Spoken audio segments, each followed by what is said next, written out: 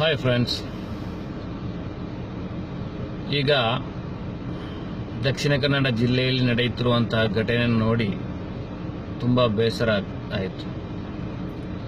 ಯಾಕೆ ಈ ಥರ ನಮ್ಮ ಜಿಲ್ಲೆಯಲ್ಲಿ ಈ ಥರ ಆಗ್ತಾ ಇದೆ ಅಂತ ಹೇಳಿ ಯೋಚನೆ ಮಾಡಿದಾಗ ನನಗೊಂದು ಗಾದೆ ನೆನಪಾಯಿತು. ಗಾದೆ,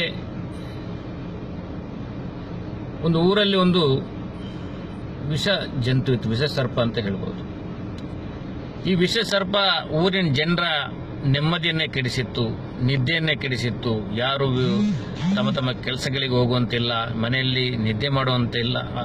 ಈ ಥರ ಅವಸ್ಥೆ ನಿರ್ಮಾಣ ಆದಾಗ ಊರಿನ ಜನರೆಲ್ಲ ಸೇರಿಕೊಂಡು ಒಂದು ತೀರ್ಮಾನಕ್ಕೆ ಬರ್ತಾರೆ.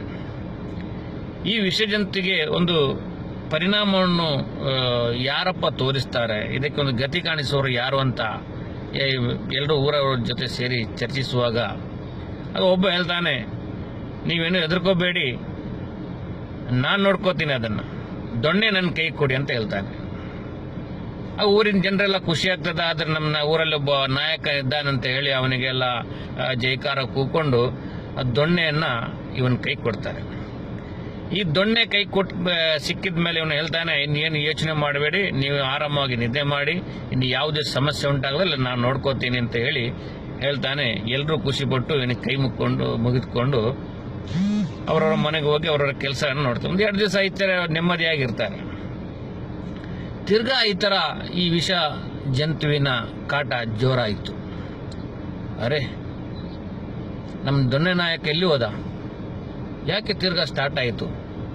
ಜನರು ಎಲ್ಲ ಸೇರಿಕೊಂಡು ತಿರ್ಗಾ ಕೇಳಿದರು, ಎಂಥ ಇದು ಅವಸ್ಥೆ ಇದು, ಮನೆಯಲ್ಲಿ ಸಮಾಧಾನ ಇಲ್ಲ, ನಿದ್ದೆ ಮಾಡೋಂಗಿಲ್ಲ, ಕೆಲಸಕ್ಕೆ ಹೋಗೋಂಗಿಲ್ಲ ಅಂತ ಎಲ್ಲ ಯೋಚನೆ ಮಾಡಿ ಎಲ್ಲ ಚರ್ಚೆ ಮಾಡಿದರು. ಅದಕ್ಕೆ ಒಬ್ಬ ಹೇಳಿದ, ನಾವು ದೊಣ್ಣೆ ನಾಯಕನ ಮನೆಗೆ ಹೋಗುವ, ವಿಚಾರವನ್ನು ಕೇಳುವ ಅಂತ ಹೇಳಿ ಎಲ್ಲರೂ ಊರಿನವರು ಸೇರಿಕೊಂಡು ಆ ದೊಣ್ಣೆ ನಾಯಕನ ಮನೆಗೆ ಹೋಗ್ತಾರೆ.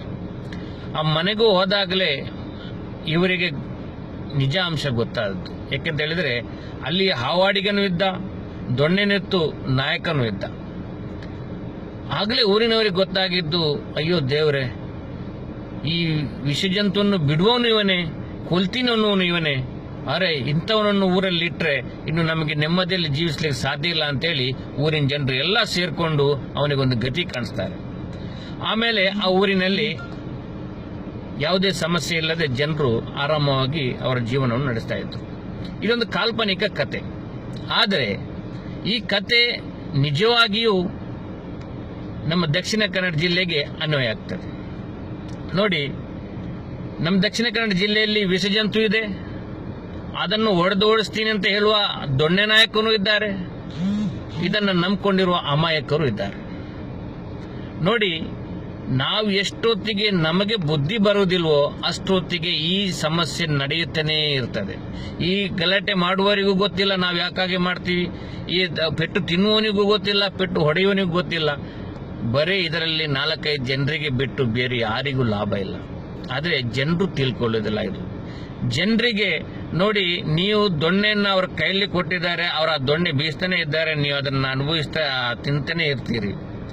ಆದರೆ ನೋಡಿ, ಯೋಚನೆ ಮಾಡಿ, ಇಂಥ ನಾಯಕರ ಕೈಲಿ ನಾವು ದೊಣ್ಣೆಯನ್ನು ಕೊಟ್ಟಿದ್ದೀವಿ ಇಂಥ ವಿಷ ಜಂತುಗಳನ್ನು ಹೊಡೆದೋಡಿಸ್ಲಿಕ್ಕೆ. ಆದರೆ ಇವತ್ತು ಆ ವಿಷ ಜಂತುವನ್ನು ಆ ಊರಿಗೆ ಬಿಡುವವನು ಒಬ್ಬನೇ, ಓಡಿಸ್ತೀನಿ ಅಂತ ಹೇಳುವವನು ಒಬ್ಬನೇ. ಇವರನ್ನು ನಾವು ತಿಳ್ಕೊಂಡ್ರೆ ಖಂಡಿತ ದಕ್ಷಿಣ ಕನ್ನಡ ಜಿಲ್ಲೆಯಲ್ಲಿ ಶಾಂತಿಯುತವಾದ ಬದುಕು, ಶಾಂತಿಯುತವಾದ ಜೀವನ ನಡೆಸಲು ಸಾಧ್ಯ. ನಮ್ಮ ದಕ್ಷಿಣ ಕನ್ನಡ ಜಿಲ್ಲೆ ಸುಂದರವಾದ ಜಿಲ್ಲೆ, ಒಳ್ಳೆ ಮನುಷ್ಯರಿರುವಂತಹ ಜಿಲ್ಲೆ. ಇಂಥ ಮನುಷ್ಯರ ನೆಮ್ಮದಿಗೆ ಕೊಡಲಿಯಟ್ಟಿರುವಂಥ ಆ ಜನದ್ರೋಹಿಗಳನ್ನು ಕಂಡುಹಿಡಿಯುವಲ್ಲಿ ನಾವು ಸಫಲರಾದರೆ ಖಂಡಿತ ಮುಂದೊಂದು ದಿನ ನಮಗೆ ಖಂಡಿತ ದಕ್ಷಿಣ ಕನ್ನಡ ಜಿಲ್ಲೆ ಶಾಂತಿಯುತ ಜಿಲ್ಲೆ ಆಗುವಲ್ಲಿ ಯಾವುದೇ ಸಂಶಯ ಇಲ್ಲ. ನೋಡಿ, ನಾವು ಅವರಿಗೆ ದೊಣ್ಣೆ ಕೊಟ್ಟದ್ದು 1 ದಿವಸ, ಅದನ್ನು ಅವರು 5 ವರ್ಷ ಅನುಭವಿಸ್ತಾರೆ. 5 ವರ್ಷ ನಮ್ಮನ್ನು ಅಡ್ಡಾಡಿಸಿ ಓಡಿಸ್ತಾರೆ, ನಮ್ಮನ್ನು ಬೇಕಾದ ರೀತಿ ಉಪಯೋಗಿಸ್ತಾರೆ. ಆ 5 ವರ್ಷಕ್ಕೊಮ್ಮೆ ನಮ್ಮ ಕೈಗೆ ದೊಣ್ಣೆ ಬರ್ತದೆ ನೋಡಿ. ಆ ದೊಣ್ಣೆಯಲ್ಲಿ ಒಂದೇ ಏಟು ಕೊಟ್ರೆ 5 ವರ್ಷ ಅವರನ್ನು ಹೇಳದಾಗೆ ಮಾಡುವ ಶಕ್ತಿ ನಮಗಿದೆ. ನಾವು ಒಂದೇ ಏಟು ಸಾಕು, ಅವರು 5 ವರ್ಷ ಅವರನ್ನು ಮಲಗಿಸಬಹುದು. ಇಂಥ ಯೋಚನೆ ಮಾಡಿ ಒಳ್ಳೆ ಜನರನ್ನ ಆರಿಸಿ ಕಲಿಸುವಂತ ಕೆಲಸ ನಮ್ಮಲ್ಲಿ ಆದರೆ ಖಂಡಿತ ನಾವು ನೆಮ್ಮದಿಯ ನೆಟ್ಟುಸಿರು ಬಿಟ್ಟು ದಕ್ಷಿಣ ಕನ್ನಡ ಜಿಲ್ಲೆ ಉತ್ತಮವಾದ ನೆಮ್ಮದಿಯ ಶಾಂತಿಯುತ ಜಿಲ್ಲೆ ಆಗುವುದರಲ್ಲಿ ಯಾವುದೇ ಸಂಶಯ ಇಲ್ಲ. ಇಷ್ಟ ಆದರೆ ಶೇರ್ ಮಾಡಿ, ಇಲ್ಲ ಅಂದರೆ ಕಮೆಂಟ್ ಮಾಡಿ. ಜೈ ಹಿಂದ್.